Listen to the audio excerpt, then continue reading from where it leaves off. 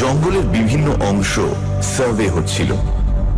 কাছারি থেকে 3 ক্রোশ দূরে বোমাই বুরুর জঙ্গলে আমাদের এক আমিন রামচন্দ্র সিং এই উপলক্ষে কিছুদিন ধরে আছে। সকালে খবর পাওয়া গেল রামচন্দ্র সিং হঠাৎ আজ 2-3 দিন হলো পাগল হয়ে গেছে। শুনে তখনই লোকজন নিয়ে সেখানে গিয়ে পৌঁছলাম। বোমাই বুরুর জঙ্গল খুব নিবিড় নয়, খুব ফাঁকা, উঁচু নিচু প্রান্তরে মাঝে মাঝে বড় বড় গাছ, ডাল থেকে সরু দড়ির মতো লতা ঝুলছে, যেন জাহাজের উঁচু মাস্তুলের সঙ্গে দড়াদড়ি বাঁধা। বোমাই বুরুর জঙ্গল সম্পূর্ণরূপে লোকবসতি শূন্য। গাছপালার নিবিড়তা থেকে দূরে ফাঁকা মাঠের মধ্যে কাশ গাছে ঘেরা ছোট্ট 2খানা কুঁড়ে, একখানা একটু বড়, এখানে রামচন্দ্র আমিন থাকে। পাশের ছোটখানায় তার পেয়াদা আশরাফি টিন্ডেল থাকে। রামচন্দ্র নিজের কাঠের মাচার উপর চোখ বুজে শুয়েছিল। আমাদের দেখে ধর্মর করে উঠে বসল। জিজ্ঞাসা করলাম, কি হয়েছে রামচন্দ্র, কেমন আছো? রামচন্দ্র হাত জোর করে নমস্কার করে চুপ করে রইল। কিন্তু আশরাফি টিন্ডেল সে কথার উত্তর দিল, বলল, বাবু, একটা বড় আশ্চর্য কথা, আপনি শুনলে বিশ্বাস করবেন না। আমি নিজেই কাছারিতে গিয়ে খবর দিতাম, কিন্তু আমিন বাবুকে ফেলে যাই বা কি করে? ব্যাপারটা এই আজ কদিন থেকে আমিন বাবু বলছেন একটা কুকুর এসে রাতে তাকে বড় বিরক্ত করে। আমি শুই এই ছোট ঘরে, আমিন বাবু শুয়ে থাকেন এখানে। 2-3 দিন এরকম গেল। রোজই ইনি বলেন, আরে করছে গিয়ে একটা সাদা কুকুর আসে নাকি রাতে, মাচার উপর বিছানা পেতে শুই, কুকুরটা এসে মাচার নিচে কেউ কেউ করে, গায়ে ঘেঁষ দিতে আসে। শুনি বড় একটা গা করিনি। আর 4 দিন আগে উনি অনেক রাত্রে বললেন, আশরাফি শিগগির এসো বেরিয়ে, কুকুরটা এসেছে। আমি তার লেজ চেপে ধরে রেখেছি, লাঠি নিয়ে এসো।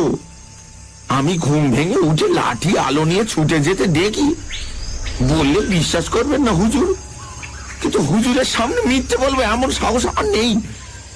একটি মেয়ে ঘরের ভেতর থেকে বার হয়ে সে জঙ্গলের দিকে চলে গেল। আমি প্রথমটা থতমত খেয়ে গেলাম। তারপর ঘরের মধ্যে ঢুকি দেখি আমিন বাবু বিছানা হাতড়ে দেশলাই খুঁজছেন। উনি বলছেন, কুকুরটা দেখলে? আমি বললাম, কুকুর কই বাবু, একটা কে নাকি মেয়ে, সে তো বের হয়ে গেল। উনি বললেন, উল্লুক, আমার সঙ্গে বেয়াদবি, মেয়ে মানুষ কে আসবে এই জঙ্গলে দুপুর রাতে? আমি কুকুরটার লেজ চেপে ধরেছিলাম, এমনকি তার লম্বা কান আমার গায়ে ঠেকেছে। মাচার নিচে ঢুকে কেউ কেউ করছিল, নেশা করতে শুরু করেছে বুঝি, রিপোর্ট করে দেবো সদরে। পরদিন রাতে আমি সজাগ হয়েছিলাম অনেক রাত পর্যন্ত। যেই একটু ঘুমিয়েছি অমনি আমিন বাবু ডাকলেন। তা আমি তাড়াতাড়ি ছুটে বেরিয়ে আমার ঘরের দোর পর্যন্ত গিয়েছি। এমন সময় দেখি একটি মেয়ে ওর ঘরের উত্তর দিকের বেড়ার গা বেয়ে জঙ্গলের দিকে যাচ্ছে। তখনই আমি নিজে জঙ্গলের মধ্যে ঢুকলাম। অতটুকু সময়ের মধ্যে লুকাবে কোথায়, আরে যাবেই বা কতদূর? বিশেষ করে আমরা জঙ্গল জরিপ করি, অন্দি সন্ধি সব আমাদের জানা আছে। কত খুঁজলাম বাবু, কোথাও তার চিহ্নটি পাওয়া গেল নি।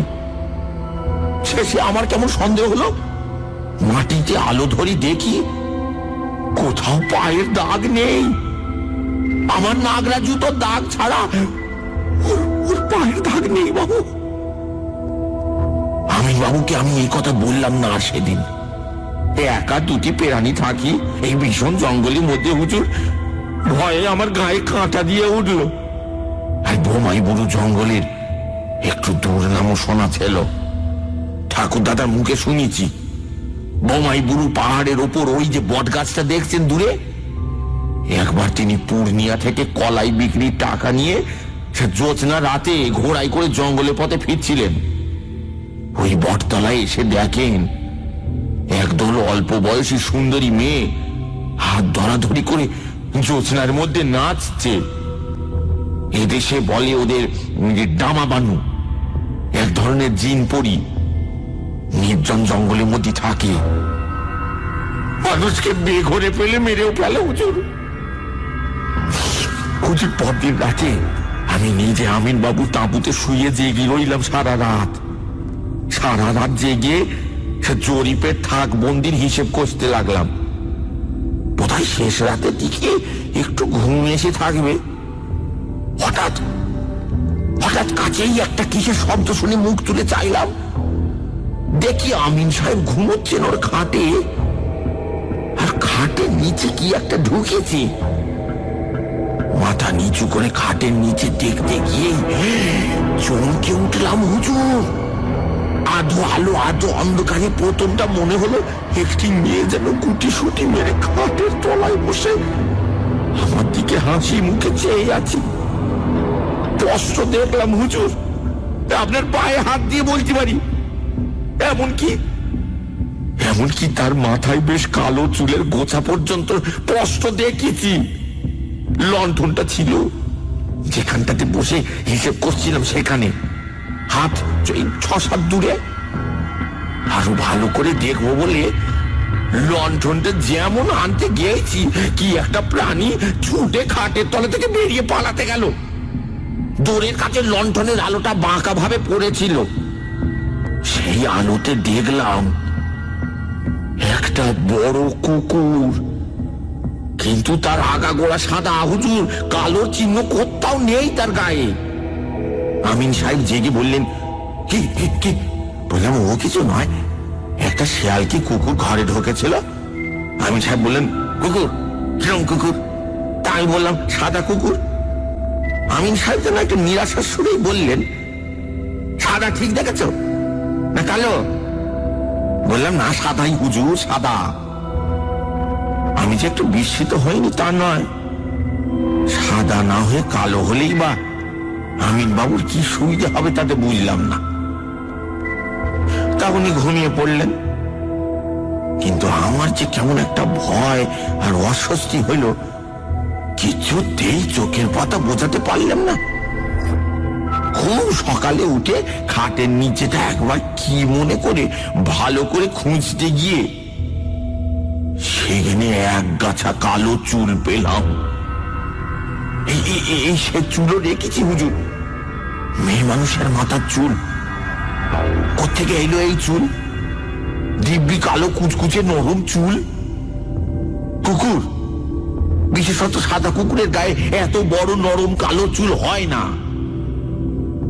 এ হলো গত রোববার, অর্থাৎ আজ 3 দিনের কথা। এই 3 দিন থেকে আমিন সাহেব তো একরকম উন্মাদ হয়েই উঠেছেন।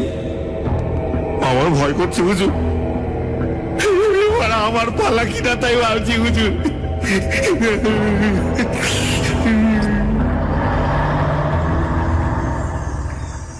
গল্পটা বেশ আষাঢ়ে গোছের বটে। সে চুলগাছি হাতে করে দেখেও কিচ্ছু বুঝতে পারলাম না। মেয়ে মানুষের মাথার চুল, সে বিষয়ে আমারও কোনো সন্দেহ রইল না। আশরাফি টিন্ডেল ছোকরা মানুষ, সে যে নেশা ভাঙ করে না, এই কথা সকলেই এক বাক্যে বলল। জনমানব শূন্য প্রান্তর ও বনঝোপের মধ্যে একমাত্র তাঁবু এই আমিনের সবচেয়ে কাছের লোকালয় হচ্ছে লবটুলিয়া, 6 মাইল দূরে। মেয়ে মানুষই বা কোথা থেকে আসতে পারে অত গভীর রাতে, বিশেষ করে যখন এইসব নির্জন বনপ্রান্তরে বাঘ ও বুনো শুয়োরের ভয়ে সন্ধ্যের পর আর লোকই বেরোয় না। যদি আশরাফি টিন্ডেলের কথা সত্যি বলে ধরে নিই, তবে ব্যাপারটা খুব রহস্যময়। অথবা এই পাণ্ডব বর্জিত দেশে, এই জনহীন বনজঙ্গল ও ধুধু প্রান্তরের মধ্যে 20 শতাব্দী তো প্রবেশের পথ খুঁজে পায়নি, ঊনবিংশ শতাব্দীও পেয়েছে বলে মনে হয় না। অতীত যুগের রহস্যময় অন্ধকারে এখনো এসব অঞ্চল আচ্ছন্ন। এখানে সবই সম্ভব। সেখানকার তাঁবু উঠিয়ে রামচন্দ্র, আমিন ও আশরাফি টিন্ডেলকে সদর কাছারিতে নিয়ে এলাম। রামচন্দ্রের অবস্থা দিন দিন খারাপ হতে লাগলো। ক্রমশ সে ঘোর উন্মাদ হয়ে উঠল। সারা রাত চিৎকার করে, বকে, গান গায়। ডাক্তার এনে দেখালাম, কিছুতেই কিছু হলো না। অবশেষে তার এক দাদা এসে তাকে নিয়ে গেল। এই ঘটনার একটা উপসংহার আছে, যদিও তা ঘটেছিল বর্তমান ঘটনার 7-8 মাস পরে। তবুও এখানেই তা বলে রাখি। এই ঘটনার 6 মাস পরে চৈত্র মাসের দিকে দুটি লোক কাছারিতে আমার সঙ্গে দেখা করল। একজন বৃদ্ধ, বয়স 60-65 কম নয়। অন্যটি তার ছেলে, বয়স 20-22। তাদের বাড়ি বালিয়া জেলায়। আমাদের এখানে এসেছে চৌরিমহল বলে একটা জায়গা, সেটার ইজারা নিতে। অর্থাৎ আমাদের জঙ্গলে খাজনা দিয়ে তারা গরু মোষ চড়াবে। অন্য সব চৌরিমহল তখন বিলি হয়ে গেছে। বোমাইবুরুর জঙ্গলটা তখনও খালি পড়েছিল, সেটাই বন্দোবস্ত করে দিলাম। বৃদ্ধ ছেলেকে সঙ্গে নিয়ে একদিন মহাল দেখিয়েও এলো। খুব খুশি, বলল, খুব বড় মতো ঘাস হুজুর, বহুত আচ্ছা জঙ্গল। হুজুরের মেহরবানি না হলে ওমন জঙ্গল মিলত না। রামচন্দ্র ও আশরাফি টিন্ডেলের কথা তখন আমার মনে ছিল না। থাকলেও বৃদ্ধের কাছে সেটা হয়তো বলতাম না, কারণ ভয় পেয়ে এসে পালিয়ে গেলে জমিদারের লোকসান। স্থানীয় লোকেরা কেউই ওই জঙ্গলের ধার ঘেঁষত না। রামচন্দ্র আমিনের সেই ব্যাপারটির পরে।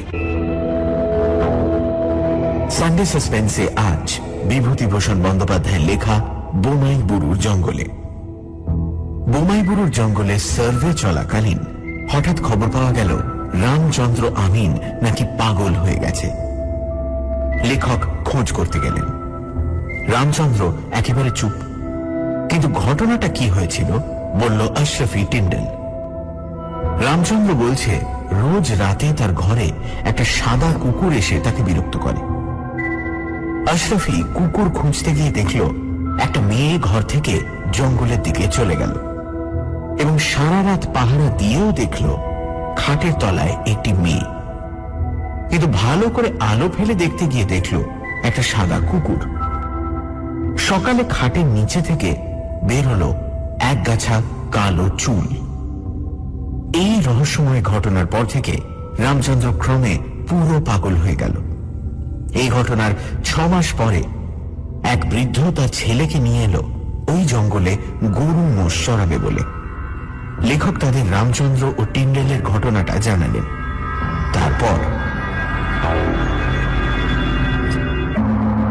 মাসখানেক পরে বৈশাখের গোড়ায় একদিন বৃদ্ধ লোকটি কাছারিতে এসে হাজির। ভীষণ রাগি রাগি ভাব। তার পেছনে সেই ছেলেটি কাঁচুমাচু ভাবে দাঁড়িয়ে। জিজ্ঞেস করলাম, কি ব্যাপার? বৃদ্ধ রাগে কাঁপতে কাঁপতে বলল, এই বাঁদরটাকে নিয়ে এলাম হুজুরের কাছে দরবার করতে। ওকে আপনি পা থেকে খুলে 25 জুতো মারুন, ও জব্দ হয়ে যাবে। কি হয়েছে? কি হুজুরের কাছে বলতে লজ্জা করে। এই বান্দর এখানে এসে পর্যন্ত বিগড়ে যাচ্ছে। আমি 7-8 দিন প্রায় লক্ষ্য করছি। লজ্জা করে বলতে হুজুর, লজ্জা করে। প্রায় মেয়ে মানুষ ঘর থেকে বার হয়ে যায় হুজুর। একটা মাত্র খুপড়ি হুজুর, 8 হাত লম্বা হবে। ওখানেই আমরা দুজনে শুই। আমার আঁখে ধুলো দিতে পারাও সোজা কোথা নয়। 2 দিন যখন দেখলাম তখন ওকে জিজ্ঞেস করলাম, ও একেবারে গাছ থেকে পড়লো হুজুর। বলে, কই, আমি তো কিছু জানি না। আরো 2 দিন যখন দেখলাম তখন একদিন দিলাম আচ্ছা করে ওকে মার, আর চোখের সামনে বিগড়ে যাবে ছেলে। কিন্তু তারপরেও যখন দেখলাম এই পরশু রাতে হুজুর, তখন ওকে আমি হুজুরের দরবারে নিয়ে এসেছি। হুজুর শাসন করে দিন, হুজুর শাসন করে দিন। হঠাৎ রামচন্দ্র আমিনের কথা মনে পড়ে। কোনোদিন কিছু ঘরে ঢুকতে দেখনি? না হাজুর, আমার ঘুমালে হুঁশ থাকে না হাজুর। ওখানে থাকতে ভয় করে, তারা কাছারিতে এসে শুতে পারে। ছেলেটি নিজের সাহসীনতায় বোধ করি একটু লজ্জিত হয়েই চলে গেল। কিন্তু আমার অস্বস্তি দূর হল না। ভাবলাম, এবার এরকম কিছু শুনলে কাছারি থেকে 2 জন সিপাহী পাঠাবো রাতে ওদের কাছে শোবার জন্য। তখনও বুঝতে পারিনি জিনিসটা কতটা সঙ্গীন। দুর্ঘটনা ঘটে গেল হঠাৎই এবং অত্যন্ত অপ্রত্যাশিতভাবে। দিন 3 পরে সকালে সবে বিছানা ছেড়ে উঠেছি, খবর পেলাম গতকাল রাতে বোমাইবুরু জঙ্গলে বৃদ্ধ ইজারাদারের ছেলেটি মারা গেছে। ঘোড়ায় চড়ে আমরা তখনই রওনা হলাম। গিয়ে দেখি তারা যে ঘরটাতে থাকত তারই পেছনে কাশ ও বনঝাউ জঙ্গলে ছেলেটির মৃতদেহ তখনও পড়ে আছে। মুখে তার ভীষণ ভয় ও আতঙ্কের চিহ্ন। কি একটা বিভীষিকা দেখে আটকে উঠে মারা গেছে। বৃদ্ধের মুখে শুনলাম, শেষ রাতের দিকে উঠে ছেলেকে সে বিছানায় না দেখতে পেয়ে তখনই লণ্ঠন ধরে খোঁজাখুঁজি আরম্ভ করে, কিন্তু ভোরের আগে তার মৃতদেহ দেখতে পাওয়া যায়নি। মনে হয় সে হঠাৎ বিছানা থেকে উঠে কোনো কিছুর অনুসরণ করে বনের মধ্যে ঢোকে, কারণ মৃতদেহের কাছেই একটা মোটা লাঠি ও লণ্ঠন পড়েছিল। কিসের অনুসরণ করে সে বনের মধ্যে রাতে একা এসেছিল সেটা বলা শক্ত, কারণ নরম বালিমাটির উপর ছেলেটির পায়ের দাগ ছাড়া অন্য কোনো পায়ের দাগ নেই, না মানুষ না জানোয়ারের। মৃতদেহেও কোন রকম আঘাতের চিহ্ন ছিল না। বোমাইবুরু জঙ্গলের এই রহস্যময় ব্যাপারের কোনো মীমাংসাই হয়নি। পুলিশ এসে কিছু করতে না পেরে ফিরে গেল। লোকজনের মনে এমন একটা আতঙ্কের সৃষ্টি করলো ঘটনাটি যে সন্ধ্যার বহু আগে থেকে ওই অঞ্চলে আর কেউ যায় না। দিন কতক তো এমন হলো যে কাছারিতে একলা নিজের ঘরটিতে শুয়ে বাইরের ধপধপে সাদা ছায়াহীন উদাস নির্জন জ্যোৎস্না রাতের দিকে চেয়ে কেমন একটা অজানা আতঙ্কে প্রাণ কেঁপে উঠত। মনে হতো কলকাতায় পালাই, এসব জায়গা ভালো নয়। এর জ্যোৎস্না ভরা ঐশ্ব প্রকৃতি রূপকথার রাক্ষসী রানীর মতো তোমাকে ভুলিয়ে বেড়ে নিয়ে গিয়ে মেরে ফেলবে। যেন এসব স্থান মানুষের বাসভূমি নয় বটে, কিন্তু আলাদা আলাদা লোকের রহস্যময় অশরীরী প্রাণীদের রাজ্য। বহুকাল ধরে তারাই বসবাস করে আসছিল। আজ হঠাৎ তাদের সেই গোপন রাজ্যে মানুষের অনধিকার প্রবেশ তারা পছন্দ করেনি। সুযোগ পেলেই প্রতিহিংসা নিতে ছাড়বে না।